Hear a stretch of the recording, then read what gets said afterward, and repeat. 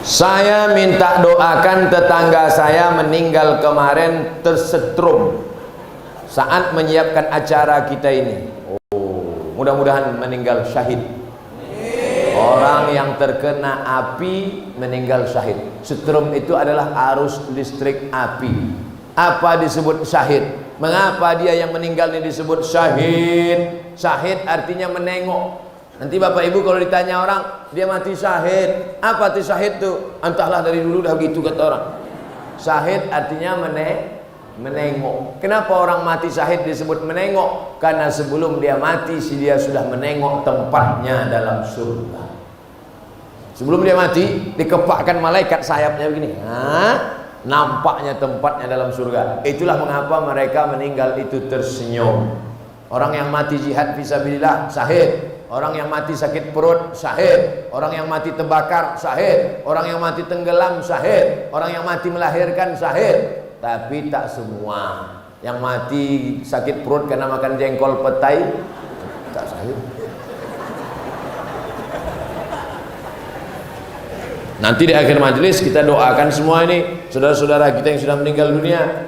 Saya jawab dulu pertanyaan. Ada dua masjid yang sangat berdekatan sekali jaraknya, hanya 20 sampai 30 meter saja. Apakah itu baik Pak Ustadz? Karena kalau sholat jamaah kedua masjid ini jadi terpecah sikit kali.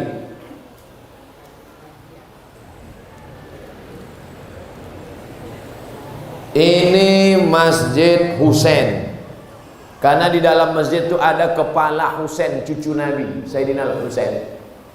Nabi punya anak Fatimah, Fatimah punya anak Husain. Kepala Husain ada di belakang. Ini jalan raya, ini Masjid Al-Azhar. Nanti kalau Bapak ke Mesir, Kairo, mana tempat Ustadz Somad kuliah dulu? Ini Masjid Al-Azhar. Ini jalan raya, ini Masjid Husain. Jarak antara Masjid Al-Azhar dengan Masjid Husain dekat. Azannya bersaut-sautan. Itu dalil bagi orang yang melarang tak boleh bangun masjid berdekat-dekatan. Boleh, tapi sama-sama penuh. Ini dua masjid dekat sama-sama kosong. Jangan membangun masjid, makanya harus ada izin dari Forum Komunikasi Umat Beragama. Harus ada syarat-syarat pendirian masjid. Jangan mentang-mentang punya duit dirikan, akhirnya menimbulkan mudarat, kelahi. Hanya beda-beda sikit masjid. Alah, tak dikasihnya aku di sop pertama, nanti aku buat masjid. Buat masjid apa namanya? Masjid sop pertama. Sombong. Kaji kita tadi kan awalnya menghilangkan sombong. Bangun masjid itu untuk merendahkan diri, bukan untuk menunjukkan kita kaya. Masjid siapa tuh? Masjid aku lah. Kenapa Pak buat? Karena aku kemarin tak boleh situ, aku buat kan. Ada tak tips dari Ustadz untuk kami kaum wanita agar mendapatkan jodoh yang soleh?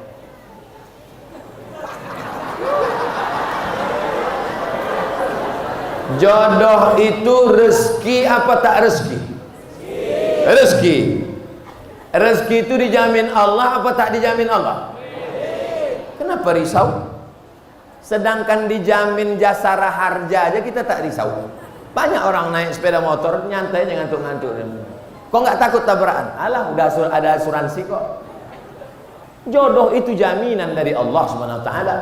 Di atas pokok-pokok kayu itu sudah tertulis nama kita, bahwa kalau dia berbuah, buahnya untuk kita. Di atas pokok duku itu sudah tertulis nama kita, kalau duku itu berbuah, dukunya punya kita. Begitu juga dengan jodoh, sudah ditetapkan Allah SWT. Jangan risau kalau jodoh takkan ke mana. Karena jodoh kita berjumpa atau karena jumpa jadi berjodoh? Nah, memang kalau udah siang-siangnya nggak payah berpikir memang. Karena jodoh kita berjumpa atau karena berjumpa itu jadi berjodoh? Karena ada jodoh lah maka berjumpa. Kalau tak ada jodoh takkan berjumpa. Makanya kata Imam Al-Hasan Al-Basri, alimtu anna rizqi la ya'khuzuhu ghairi. Aku tahu rezekiku takkan mungkin diambil orang. Fatma'anna qalbi. Jodoh adik-adikku takkan mungkin dilarikan kucing.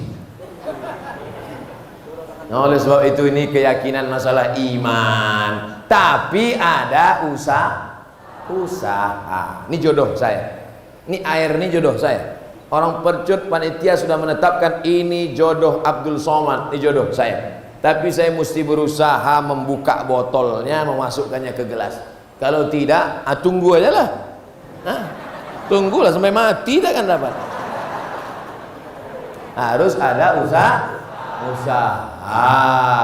Karena saya tak mampu membukanya, minta tolong ke panitia. Panitia bisa bukakan botol itu. Misal, ini udah ada, udah terbuka dan untuk saya. Sudah ada. Kira-kira dari jawaban saya penuh dengan kiasan ini mudah dipahami? Apa ditakutkan? Kalian yang lajang-lajang, yang muda-muda, jangan kalian takut. Jodoh kalian itu akan datang yang solihah-solihah, insyaallah. Kalian yang solihah-solihah, yang gadis-gadis, tak jauh-jauh jodoh kalian, masih di sekitar sini juga. Tengoklah, ada yang di bawah pokok kayu, ada yang tersangkut-sangkut di tiang-tiang itu, ada di sini. Cuman harus tetap ada usaha. Jangan rusak jodoh, rezeki yang baik karena usaha yang tak baik. Maka ibu jangan kasih anak pacaran. Jangan kasih anak pacaran, Bu. Nanti kalau datang anak laki-laki bertamu, "Ma, boleh saya bawa anaknya, Bu?" Jangan. Ustaz Somad kemarin sudah bilang, "Jangan. Sebentar aja, Bu, kami jalan-jalan." Tidak.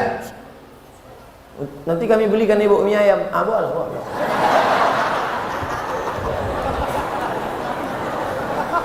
Murah kali anak gadis.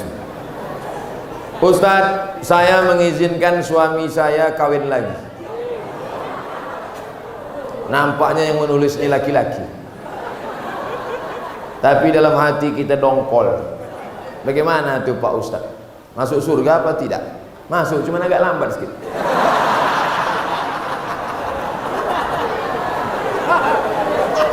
Wa ma umiru illa liya'budullaha mukhlishina lahuddin. Orang itu disuruh beramal dengan ikhlas.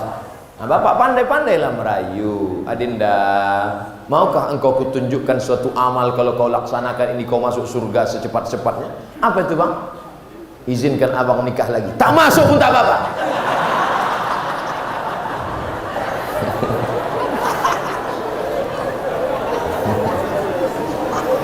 Ibu jangan takut suaminya nikah lagi, karena Negara Kesatuan Republik Indonesia sudah menetapkan peraturan mereka tak mungkin bisa nikah kalau tidak ada tanda tangan dari istri pertama di atas matre 6.000. Oleh sebab itu ibu hati-hati kalau ada di laci nampak matre 6.000. Kalau buka laci nampak matre 6.000, apa ini, Bang?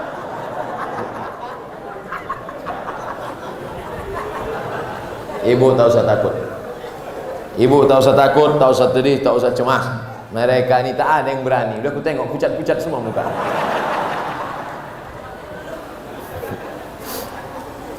Ustaz, apa hukumnya ikut asuransi? Kita menabung 350.000 dalam jangka 1 tahun, uang kita menjadi 25 juta. Haram. Jadi Pak Ustaz, tarik duitmu balik. Bunga, riba, haram. Ustaz ada ikut? Enggak, saya tak ada ikut. Asuransi kecelakaan mobil tak ada ikut. Jadi kalau Ustaz tabrakan, masuk bengkel, bayar. Pernah Ustaz kecelakaan, ditabrak dari depan pernah, dari belakang pernah, dari samping pernah, tak mati-mati.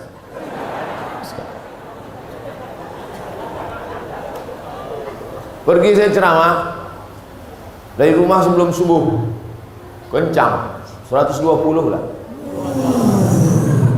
Tak nampak saya di depan itu ada box culvert, galian jembatan, karena gelap. Terbang mobil itu, berhentinya pas nabrak tiang listrik, hancur. Masuk bengkel, ditanya sama orang bengkel, "Pak, ya, Bapak pakai safety belt?" "Enggak, lupa saya." "Kok enggak mati?" "Mana aku tahu." "Ini Pak, kalau menurut perhitungan kami orang bengkel, ini Bapak mati nih, hancur remuk ke dalam." Malah yang bayar pakai asuransi mati duluan. Oleh sebab itu maka masalah ini adalah masalah keimanan kita kepada Allah Subhanahu wa taala. Bagaimana hukumnya mengadakan jamu laut, kenduri, nelayan dengan memotong kepala kambing, kepala kerbau untuk menghanyutkannya ke laut? Di Mesir itu harus dihanyutkan anak gadis. Karena kalau tak dihanyutkan anak gadis, air sungai Nil ditahan sama jin. Air kering. Kalau air sungai Nil kering, maka nanti gandum tak tumbuh, ikan tak datang, orang Mesir mati. Datanglah gubernur Mesir namanya Amr bin As. Kata Amr bin As, jangan kalian hanyutkan lagi anak gadis. Jangan kalian hanyutkan anak gadis di sungai Nil. Haram membunuh anak gadis untuk jin. Tak boleh. Kata orang Mesir, kalau tak kita hanyutkan anak gadis, kita mati di Mesir ini, wahai gubernur. Akhirnya Amr bin As membuat secari kertas surat. Wahai Khalifah Umar bin Khattab, tolong kau tulis, tolong kau kasih fatwa, apa hukum menghanyutkan anak gadis ke sungai Nil. Datang Umar bin Khattab, dibalasnya lah, kasih amplop. Nih, hanyutkan ke sungai Nil. Surat dari Umar bin Khattab, hanyutkan ke sungai Nil. Sebelum dihanyutkan ke sungai Nil, dibuka oleh Amr bin As. Dia mau tahu apa isinya. Min Abdillah, dari hamba Allah Umar bin Khattab, ila nahrin Nil, kepada sungai Nil. In kunta tajri min qibalillah fajri, kalau kau mengalir karena Allah, mengalirlah. Wa in kunta tajri min qibali nafsik fala tajri, kalau kau mengalir karena dirimu, tak usah kau mengalir sampai hari kiamat. Dicampakkan surat itu ke sungai Nil. Besok pagi naik air sungai Nil 16 jengkal naik ke atas.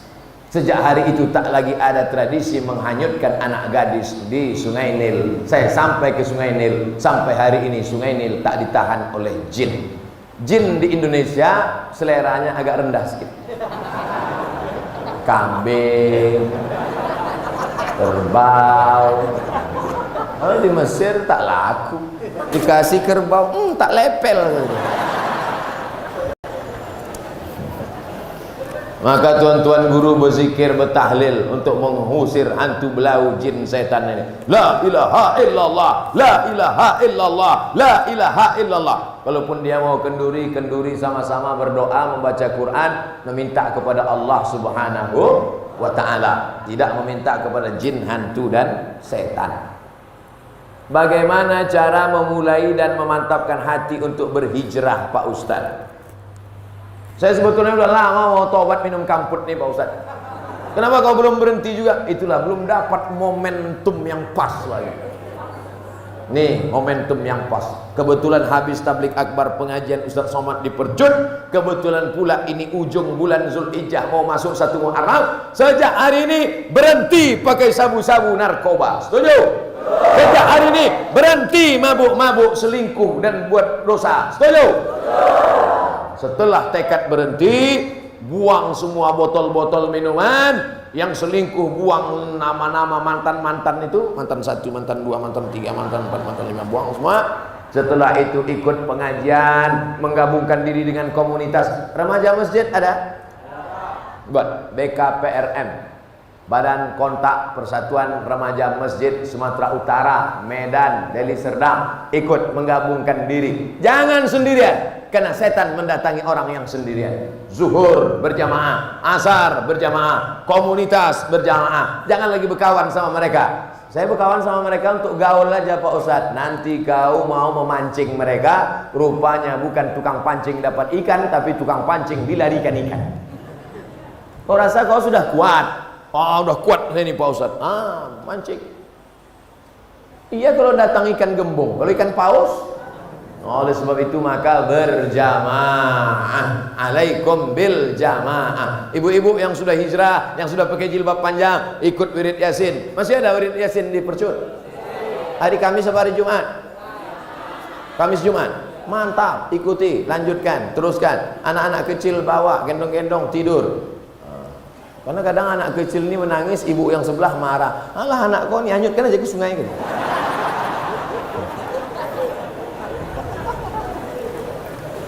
Ustadz, bagaimana jalan keluarnya menurut pandangan Ustadz tentang kurangnya minat pemuda Islam terhadap organisasi remaja masjid? Baru ku bilang tadi.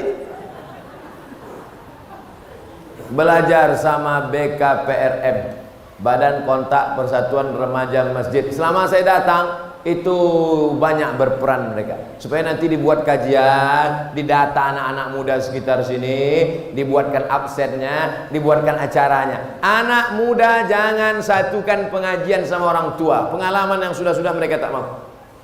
Anak muda, kenapa kalian tak mau datang? Disatukan pula kami sama orang tua. Kami Pak Ustaz takut. Takut kenapa? Asal kami tengok orang tua mau mati aja bawaan kami. Maka anak muda ini dibuat pengajian khusus anak muda. Ustadznya pun janganlah undang ustadz tua macam Ustadz Somad. Undanglah ustadz anak muda macam Ustadz Hanan At-Taqi. Ustadz anak muda itu yang pakai topi macam Bob Marley. Sebelum pengajian mereka pakai motor, pakai celana jeans, koyak-koyak, tapi di dalamnya pakai karet, celana panjang, main skateboard, main futsal, pakai audio visual, pakai layar, nonton bareng.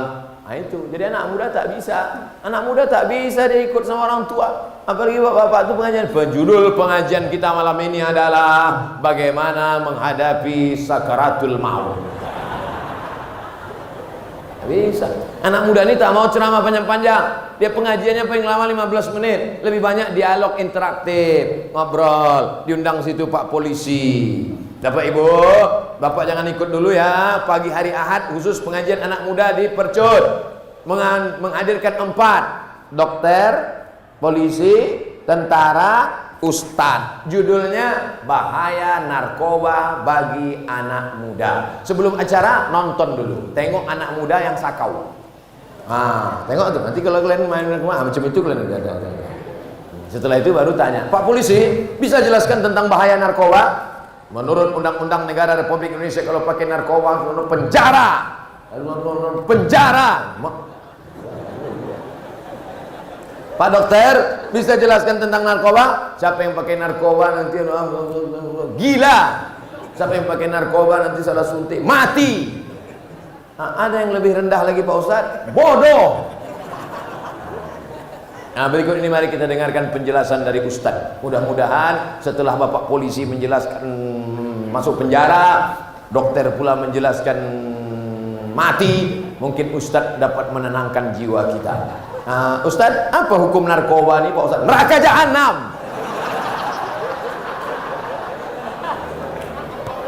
Itu hari Ahad. Hari Ahad depan buat lagi. Orang tua bapak-bapak tak ikut lagi. Hari Ahad yang kedua ini kemarin kita sudah bahas narkoba. Ada hari Ahad ini anak-anak remaja yang perempuan laki-laki kita khusus praktek memandikan jenazah. Supaya mereka tahu. Bapak-bapak, ibu-ibu tak perlu ikut. Karena nanti yang mau mereka mandikan ini adalah bapak-bapak dan ibu. Ini banyak kekeliruan di masjid kita. Kalau udah cerita penyelenggaraan jenazah, yang ikut atu-atu. Ngapain ikut? Kan mau dimandikan nanti. Justru yang ikut penyelenggaraan jenazah adalah anak-anakmu, anak muda, supaya kalian bisa memandikan ayah kalian. Saya ingin yang memandikan saya adalah anak saya. Karena kalau anak saya mandikan saya, tak mungkin diceritakannya aib saya, buah hati belayan jiwa saya, darah daging saya, pasti menjaga kehormatan saya, tak mungkin dimain-mainkannya saya. Bapak-bapak yang sombong, bapak-bapak yang angkuh, anak kalian tak pandai mandikan, awas kalau kalian mati. Ini yang sombong dulu kan katanya. Ya ambilnya sikat gigi, cucuknya ke hidung. Jadilah kalian yang sombong-sombong. Ibu yang kaya-kaya, yang angkuh-angkuh, yang sombong-sombong. Pas mandi nanti, anak ibu tak pandai mandikan. Siapa keluarga yang bisa mandikan? Jadi siapa? Kami serahkan aja. Sementara itu dulu ibu-ibu yang selalu diejek-ejeknya, karena miskin, karena susah. Tutupnya pintu. Anak-anak jangan ikut ya, kunci pintu. Kau dulu sombong kan? Mana maksudnya? Aduh kelentar. Makanya anak-anak kita harus diajar menyelenggarakan jenazah. Kalau sudah sakit bagaimana sakratul mautnya? Habis sakratul maut bagaimana meletakkan tangannya? Karena kalau sudah keras payah. Waktu lembut itu supaya bengkok. Karena kalau sudah keras tangan gimana mau membengkokkannya? Ya kalau matinya begini. Kalau matinya begini, bagaimana membuka kainnya? Jangan sampai setelah tangan bengkok macam mana membuka baju pakai gunting, tak mungkin. Bagaimana mengatasinya waktu sakit? Bagaimana kalau dia meleleh air liurnya? Bagaimana kalau keluar muntahnya? Bagaimana kotorannya? Lalu kemudian bagaimana mandikannya?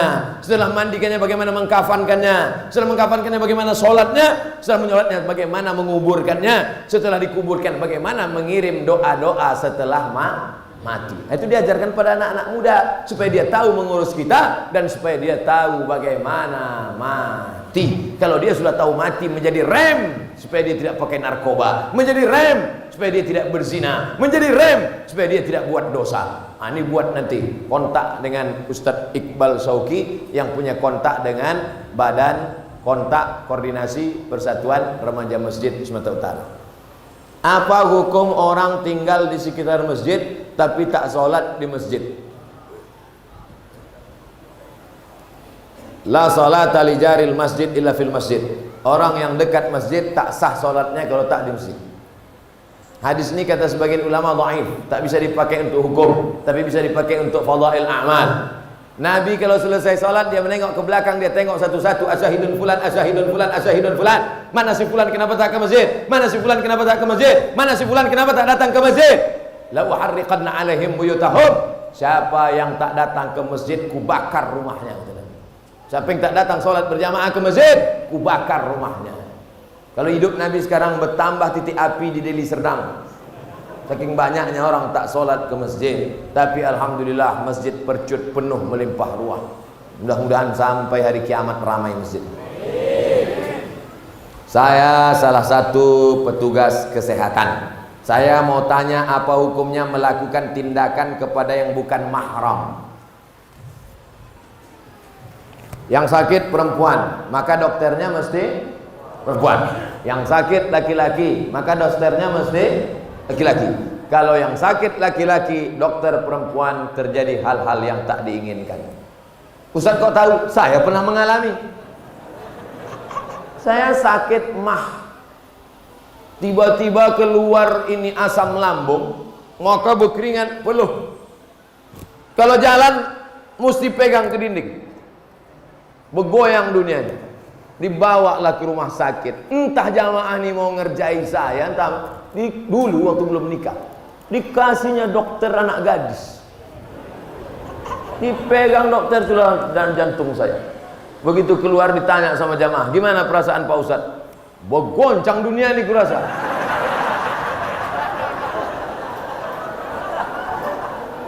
Ingat saya orang ngerjai saya itu sekarang. Oleh sebab itu akan datang dokter laki-laki dengan dokter laki-laki, dokter perempuan dengan dokter perempuan. Sekarang tak seimbang antara banyaknya dokter SPOG, spesialis obgyn, spesialis kandungan, dengan perempuan yang mengandung. Karena tak seimbang banyaknya dokter perempuan dengan perempuan yang mengandung, akhirnya mau tak mau dipakailah dokter laki-laki. Karena pilihannya hanya dua, pilih dua. Ibu dokternya mesti laki-laki, dokter perempuan enggak ada lagi, habis sudah. Jadi gimana? Pilih dua, melahirkan sendiri atau pakai dokter laki-laki. Tak mungkin dia melahirkan sendiri karena takut mati.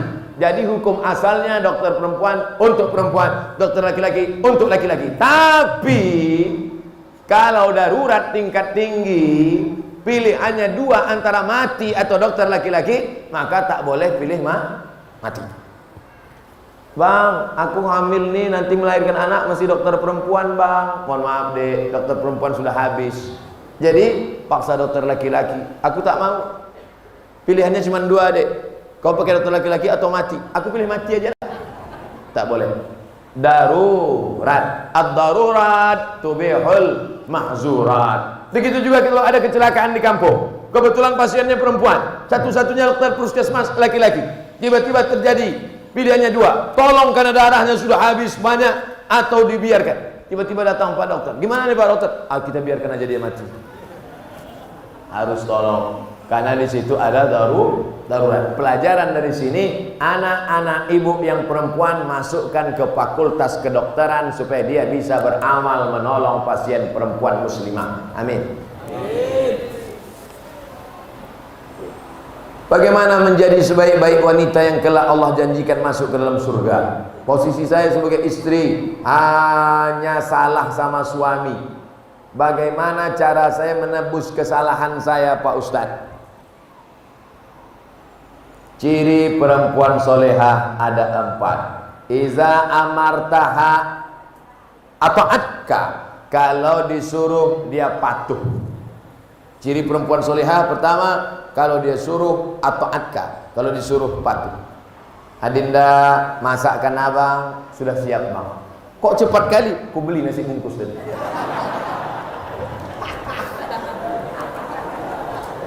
Sedap kali gulai kau ni. Banyak abang tengok. Gulai apa namanya Dedek? Gulai tunjuk bang. Kau gulai tunjuk? Aku tunjuk-tunjuk aja ni.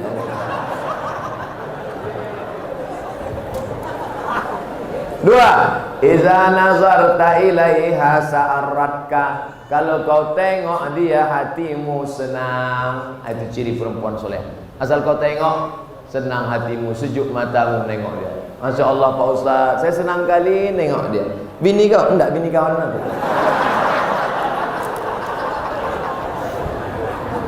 Idza nazarta ilaiha saratka, kalau kau tengok dia hatimu senang. Idza amartaha ata'atka, kalau kau suruh dia patuh. Yang ketiga, idza ghibta anha, kalau kau pergi dijaganya hartamu dan anakmu. Pergi kau, anakmu dan hartamu dijaganya. Jangan sampai pergi kau 1 hari hilang kulkas, pergi sehari lagi hilang rumah, pergi 3 hari dia hilang. Yang keempat, selalu didoakannya engkau. Doakannya yang baik, Pak. Walaupun laki itu Fir'aun, tetap istri Fir'aun mendoakan yang baik. Siapa nama istri Fir'aun? Asiyah. Doa Asiyah ada dalam Quran. Rabbi ibnili indaka baitan fil jannah. Ya Allah, bangunkan aku satu rumah dalam surga. Wa najjini min fir'aun wa amalihi, selamatkan aku dari Fir'aun dan perbuatannya. Wa najjini minal qaumiz zalimin, selamatkan aku dari orang yang zalim. Ibu-ibu yang lakinya agak-agak macam Fir'aun, baca doanya. Kita doa sama-sama. Rabbi ibnili indaka baitan fil jannah wa najjini min fir'auna wa amalihi wa najjini minal qaumiz zalimin. Insyaallah 2 gendangnya. Kalau tak berhenti dia minum khamar, taubat dia, atau tenggelam jadi laut merah macam Fir'aun. Pak Ustadz, saya mau tanya, apa hukumnya perempuan sholat Jumat?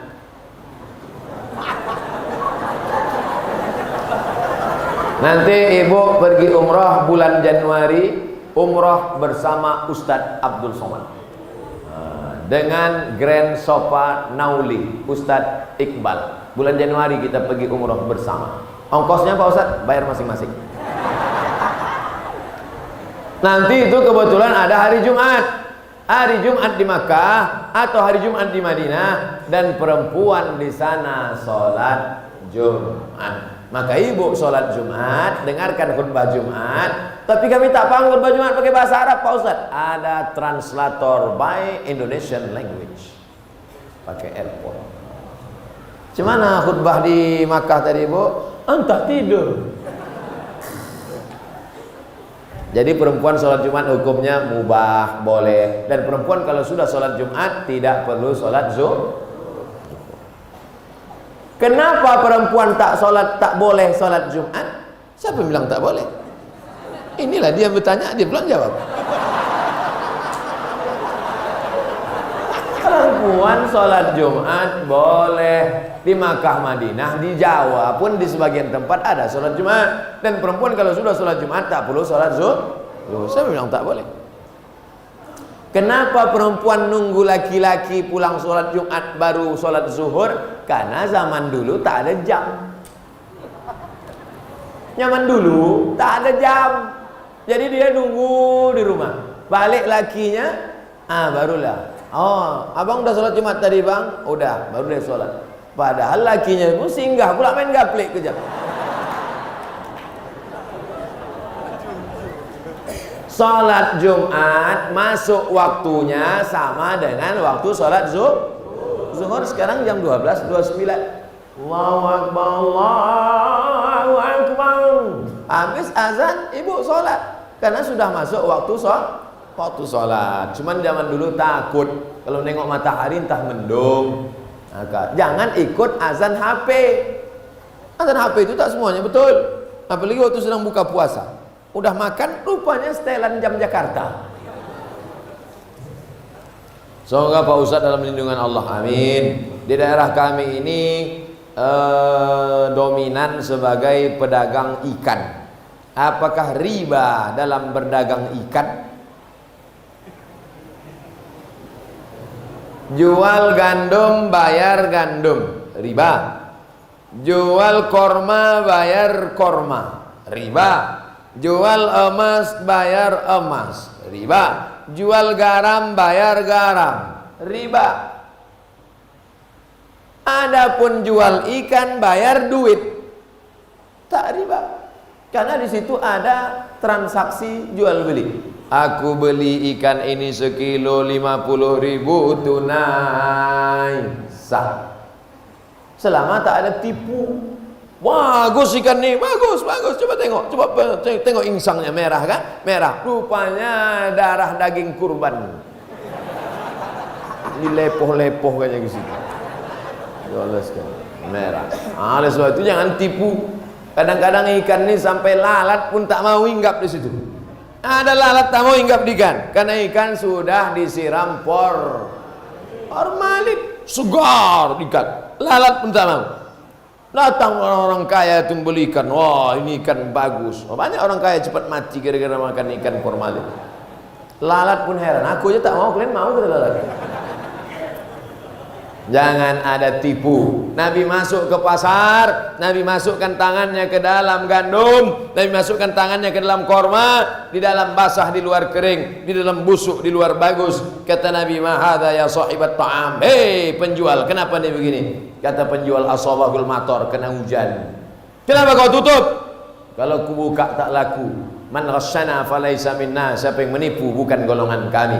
Jangan kasih anak makan dari hasil tipu haram. Otaknya tak menangkap baca Quran, otaknya tak bersih. Anak yang hijau yang jujur menjadi rusak. Bukan anak itu yang jahat gara-gara kita menyuapkan yang haram. Makan nasi halal tapi diberi dari uang haram, maka darah daging sepiring nasi berubah menjadi setetes darah, setetes darah berubah menjadi segumpal daging, daging dalam kulit membalut tulang. Ayyuma lahmin nabata min haramin, setiap daging tumbuh dari yang haram, fannaru aula bih, tempatnya api neraka jahanam. Mudah-mudahan kita selamat dari makan haram. Di akhir majlis mari kita berdoa kepada Allah. Astaghfirullahalazim. Astaghfirullahalazim. Astaghfirullahalazim.